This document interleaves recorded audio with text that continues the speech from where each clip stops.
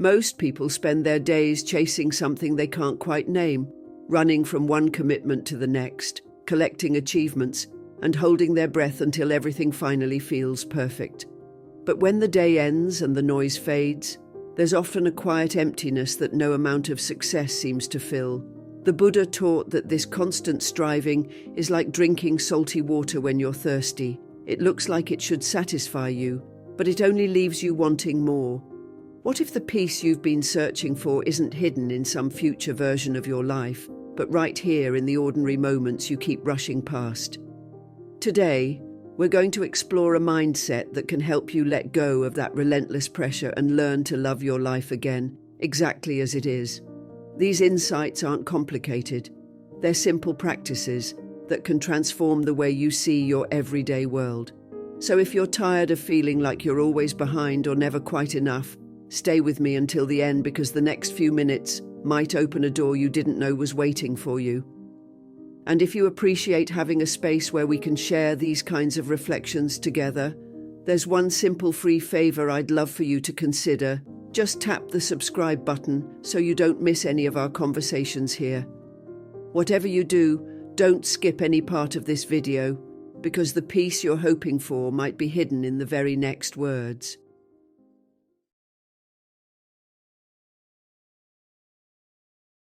There's something quietly beautiful about those tiny moments most people never notice.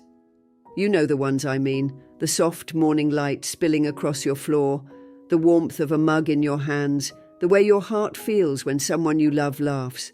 These moments might look ordinary from the outside, but in truth, they're anything but. The Buddha often spoke about how the mind loves to jump ahead to the next thing, believing that fulfillment lives in the future. But when you live that way, chasing the next milestone or obsessing over what's missing, you miss the magic unfolding right in front of you. Think about your last morning. Maybe you poured your coffee while thinking about all the tasks waiting for you. Maybe you scrolled through messages before you even got out of bed. Maybe you were already feeling behind before the day had really begun. This isn't your fault, it's how so many of us are conditioned to measure our days by how productive they look rather than how alive they feel. But there is another way to be, and it starts with coming back to this moment over and over until it feels like home again. There's a Japanese philosophy called Ichigo Ichi. It means one time, one meeting. It's the reminder that every experience you have, whether it's a conversation, a meal, or even a quiet moment alone, will never happen exactly this way again. When you really let that sink in, something inside you softens. You realize you don't have to wait for something bigger or more impressive to appreciate your life. This moment right here is already a gift, and it doesn't need to be perfect to be worthy of your full attention. One of the most powerful things you can do is start treating each day as a collection of small miracles instead of a checklist to get through. When you brush your teeth, feel the water and notice the texture of the bristles. When you walk to your car or the bus stop, look up at the sky instead of down at your screen. These small shifts don't take any extra time, but they change everything about how you experience the world. The Buddha taught that enlightenment isn't something you find by escaping everyday life. It's discovered by becoming fully present for it. When you see each moment as something unique and unrepeatable, you begin to love your life again, one breath at a time.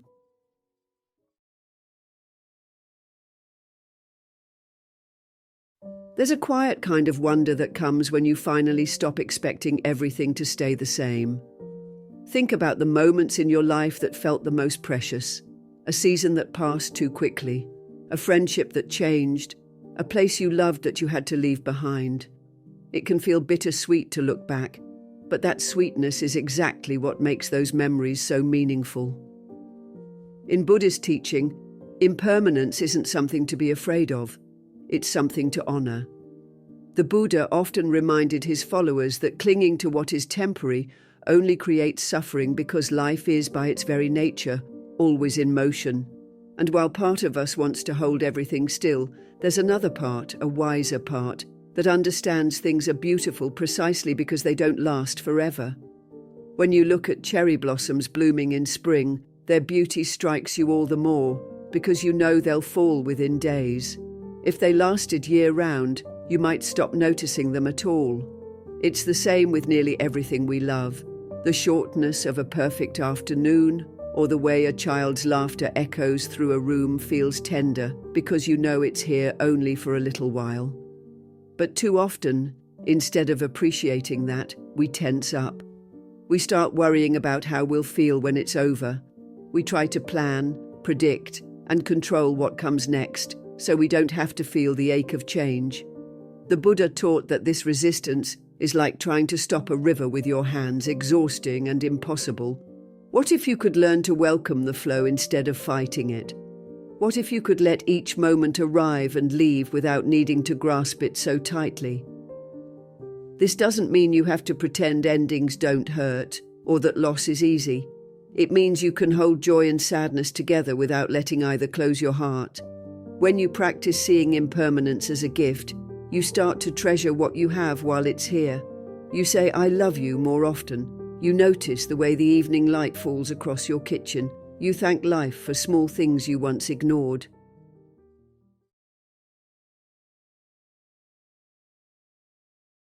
Think about the last time you felt completely overwhelmed by all the things you were trying to do at once. Maybe you were answering emails while eating lunch, thinking about your to-do list while talking to someone you love, or scrolling through your phone while half listening to your own thoughts. It's so common now that we hardly question it. We call it productivity, but most of the time it just feels like constant noise. The Buddha spoke about this in simpler terms, long before the word multitasking existed. He taught that the mind, when pulled in too many directions, becomes scattered and anxious, like a candle flickering in the wind. It can never burn steady because it's always reacting to the next gust. Single tasking isn't just a cute idea or something reserved for monks in a monastery. It's a practice that can bring real peace into your life, even in the middle of your busiest day.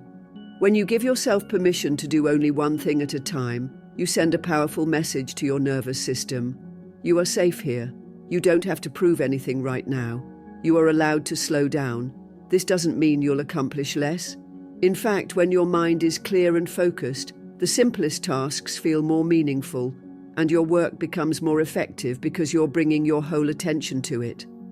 Consider how different your day could feel if you approached each moment with that kind of presence. When you eat, you actually taste your food. When you walk, you feel the ground under your feet. When you listen to someone, you hear not just their words but their heart. This is what the Buddha meant when he said, "When walking, walk. When eating, eat." These instructions sound so basic, but they're an invitation to be alive in your own life, instead of just getting through it.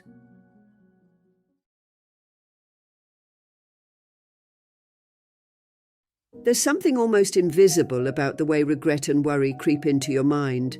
One moment you're doing something ordinary, washing dishes, sitting in traffic, answering emails, and the next, you're replaying old mistakes or imagining every possible thing that could go wrong.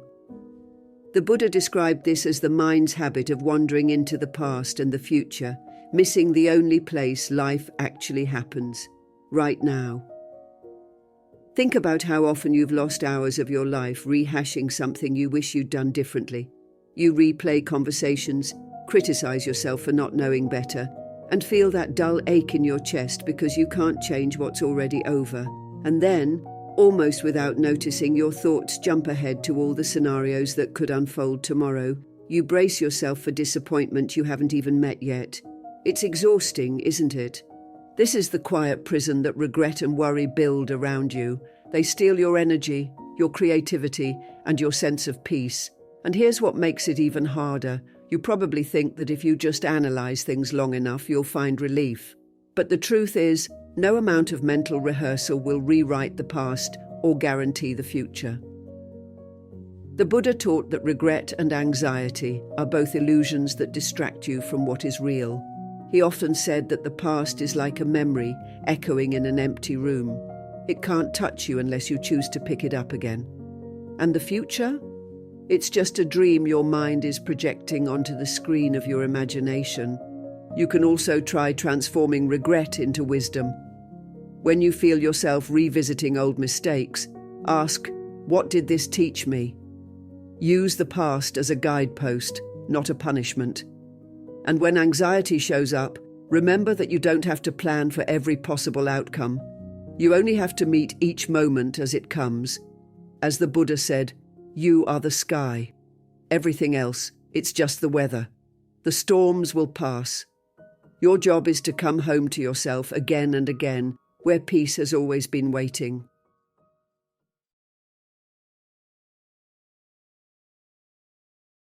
There's a quiet power in realizing that the people you care about most won't always be there. Not because they don't love you, but because life itself is always moving, changing, and eventually ending. The Buddha often reminded his followers that everything we hold dear is impermanent: our relationships, our health, even our own thoughts. While that can sound sad at first, it's actually a gentle invitation to stop taking your connections for granted. When you understand that nothing is promised, you start to show up differently. You listen more closely. You speak more kindly. You give your full attention because you know that each interaction is something you'll never get back. Think about the last conversation you had with someone you love. Maybe you were distracted, thinking about what you needed to do later. Or maybe you assumed there would be more time, more chances to say what you really feel. It's so easy to drift through moments half-aware, believing that tomorrow will look exactly like today. But in Buddhist teachings, every meeting is considered a once-in-a-lifetime event. Even if you see the same person every day, that exact exchange, the mood, the weather, the energy between you, will never happen again. When you really take that in, something shifts in your heart. You start to feel a deep tenderness for the people around you, even when they frustrate you. You realize that every shared moment is fragile and precious. This awareness isn't about becoming overly sentimental or fearful of loss. It's about waking up to the richness of what you already have. When you greet someone, pause long enough to look into their eyes. When you hug them, feel the warmth of their body and the way your breathing slows down together. When you talk, listen not just to the words, but to the unspoken feelings underneath. The Buddha taught that love grows strongest in presence. You don't need fancy gestures or perfect timing to deepen your connections. You only need to be there, fully and sincerely.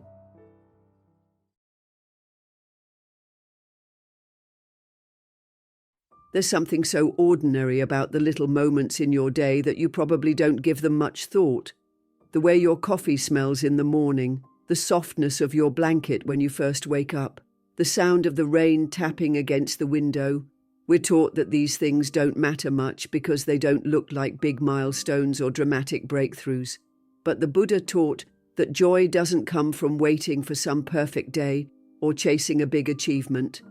It comes from giving your full attention to what is already here. He often reminded his followers that the mind loves to wander, to replay old stories, or jump ahead to what might happen tomorrow. But when you practice bringing your attention back to this moment, you begin to notice all the tiny miracles you were too distracted to see. Think about the last time you were truly present, even if it was just for a second. Maybe you were laughing with someone you love, or listening to a piece of music that made your heart feel soft. For that little while, you weren't worried about what comes next. You weren't criticizing yourself or wishing life looked different. You were simply there. That feeling of ease and contentment isn't as rare as it seems. It's available anytime you choose to really pay attention. Attention is like a light. When you shine it on the simple things, they start to glow in a way you might never have expected. A meal becomes more delicious. A conversation feels more meaningful. A quiet moment alone becomes a source of comfort instead of loneliness. One of the easiest ways to start practicing this is to choose a routine activity, like brushing your teeth or washing the dishes, and do it as if it were the most important thing in the world. Feel the sensations, notice the movements, breathe fully. This is mindfulness in action, and it turns ordinary moments into a place where you can feel steady and awake.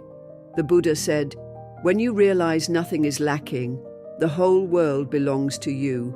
That teaching is an invitation to stop waiting for life to impress you and start letting yourself be impressed by life as it is. When you train your mind to pay attention to the small joys, you discover that happiness isn't something you need to chase. It's something you create right here by choosing to notice and appreciate what's already in front of you.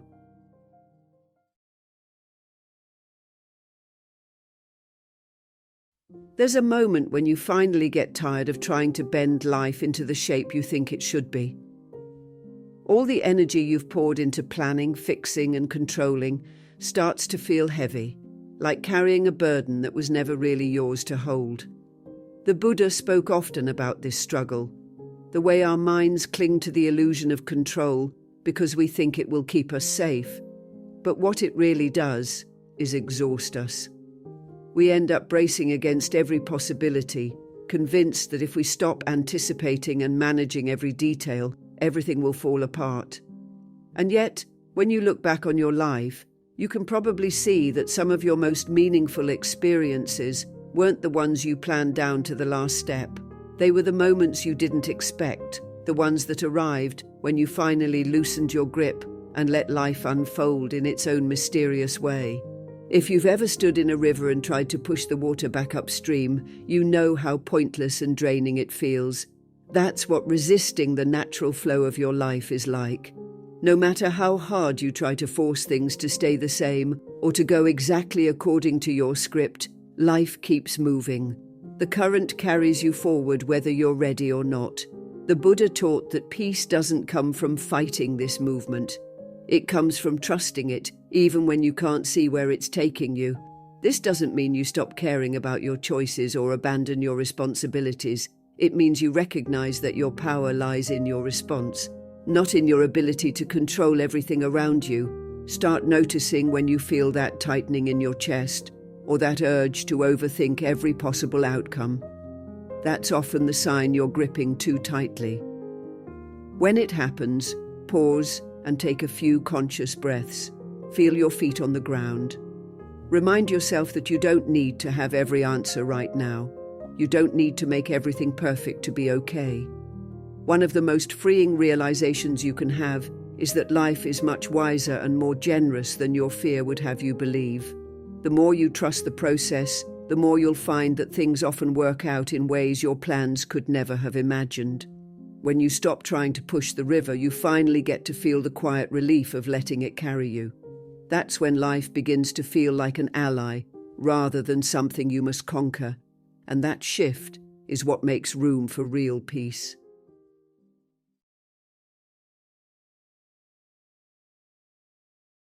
Most of us spend so much energy trying to avoid anything that feels uncomfortable. We want things to stay familiar and safe, so we cling to what we know, even if it's not helping us grow. But the Buddha taught that real transformation doesn't happen in the spaces where everything is easy. It happens in the moments that challenge you, the moments that feel uncertain or even painful. Discomfort isn't a punishment or a sign you're failing. It's a teacher knocking at your door. It shows you the places where you still have something to learn about patience, resilience, and trust. Think about a time when you were pushed out of your comfort zone.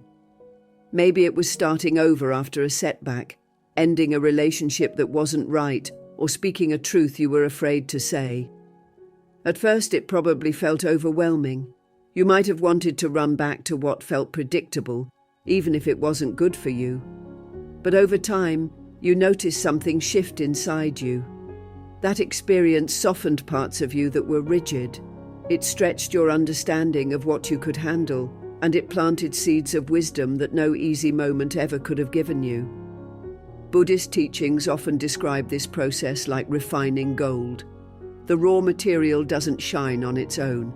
It has to be exposed to heat, to pressure, to the fire that burns away what isn't real. Only then does it reveal its brilliance. You are no different. The challenges you face are not here to break you. They are here to reveal your strength. Instead of immediately trying to numb or escape what feels hard, try sitting with it for a moment. Take a few steady breaths and ask yourself, what is this trying to teach me? Even if you don't get a clear answer right away, just being willing to ask softens your resistance.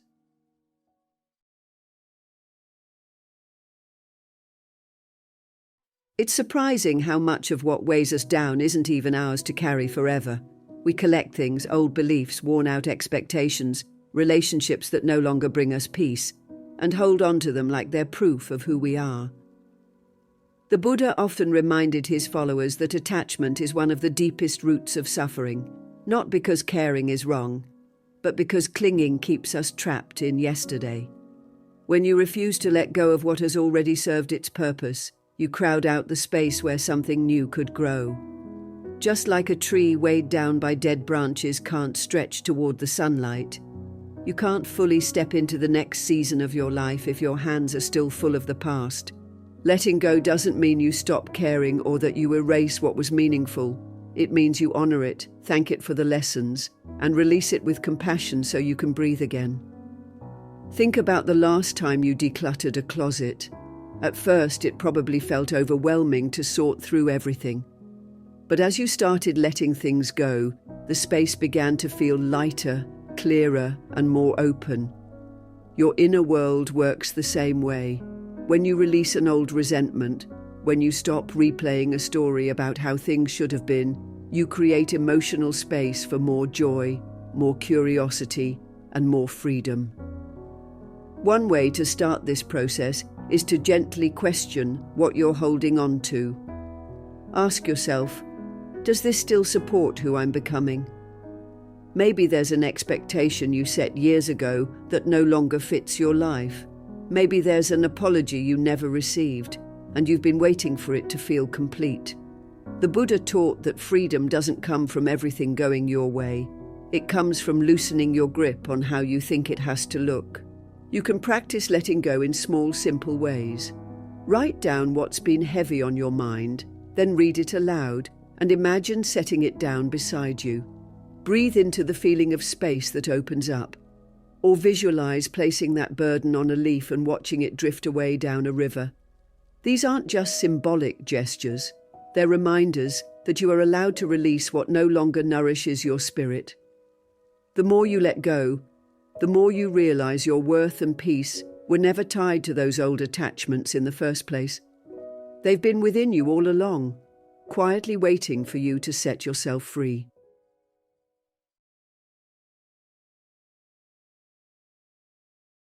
Every day you wake up with a choice, whether you realize it or not.